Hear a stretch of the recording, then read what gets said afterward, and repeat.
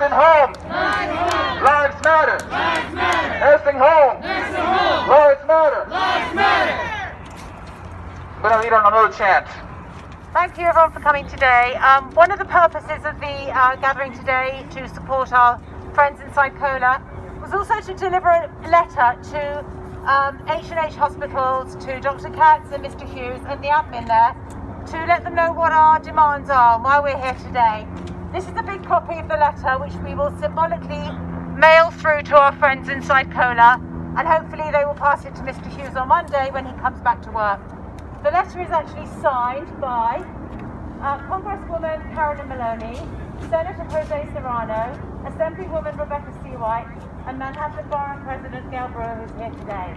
I'm just going to read some of the points of the letter because it's rather long and you're probably getting quite cold. It points out that 14 members of staff and 2 residents have tested positive for COVID in the last 3 weeks.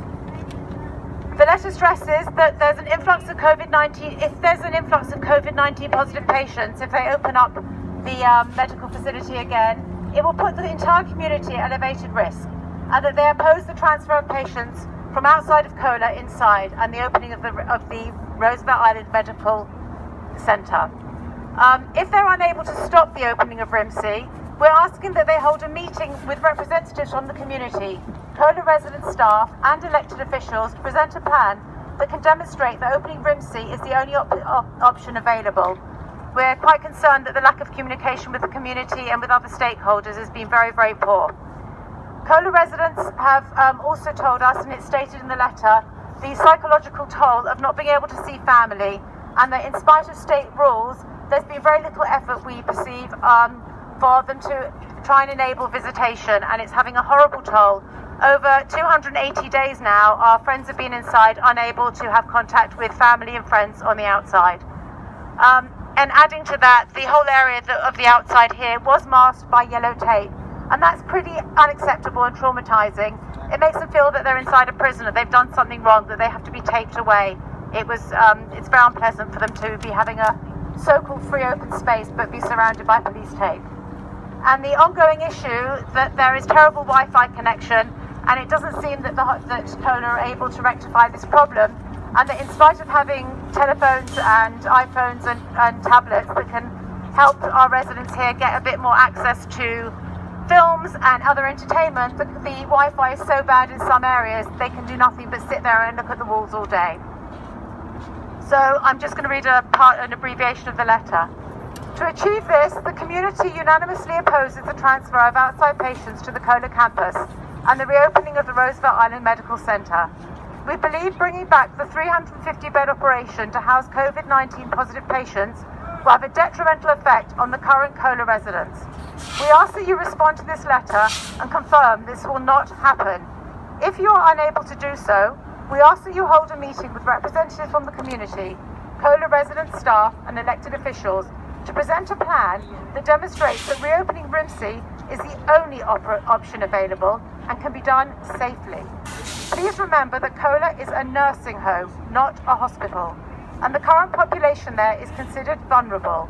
The stress created by reopening RIMC poses mental and emotional dangers for residents, and any plan must include isolation practices that are holistic. Thank you very much. And we're going to now mail that letter through to the residents here, who hopefully can deliver it on Monday to Mr. Hughes.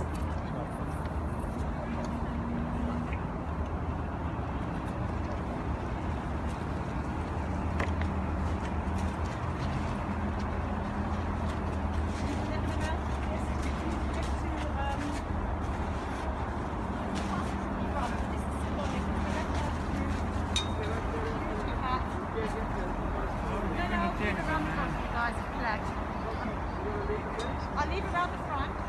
I'm mailing it now. This is symbolic. Yeah. Thank you very much. I am Gail Brewer, Manhattan Borough President, and I'm very honored to be here today. I want to say that as somebody who's been on Roosevelt Island, even Welfare Island, because I've been around a long time, the love and support from those here, but island residents in particular, for the COLA residents is unequaled any place else in the United States of America. And I want to say how special that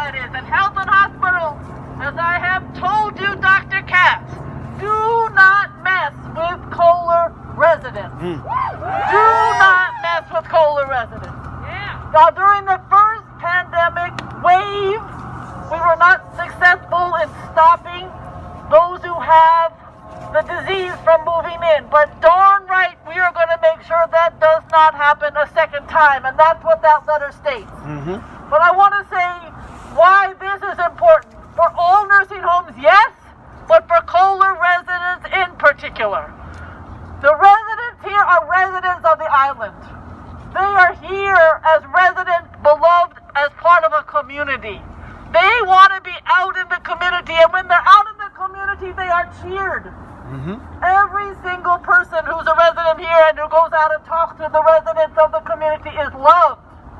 It helps for mental health for any of us to go to the grocery store, to go to the drugstore, or to see somebody from our family. It makes no sense because we don't want anybody here to get sicker under any circumstance. Bringing in other patients would do that undeniably. Talk about it. Last time it helped to have the support just to get through. I brought, and you brought, so much PPE to the residents and the staff during that god-awful March, April, May, June. Because of the concerns, health and hospitals, with all due respect, just didn't have it. People got sick and people died. We don't need to have that to happen again. On Tuesday, the vaccine is going to be here, but it's not going to be enough probably for everybody. We still have to be safe. So I'm here to say Kohler is very special. There are 500 almost individuals living here as residents. The extra space down the line, our next fight is going to be what should be there.